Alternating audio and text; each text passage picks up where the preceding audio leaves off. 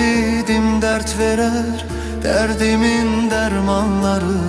Gün gelir pişman olar nefsinin kurbanları.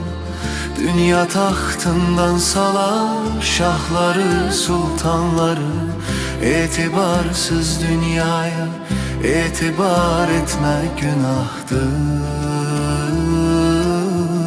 İntihar etmek günahtır. Sensizlik çok çetin dünyada.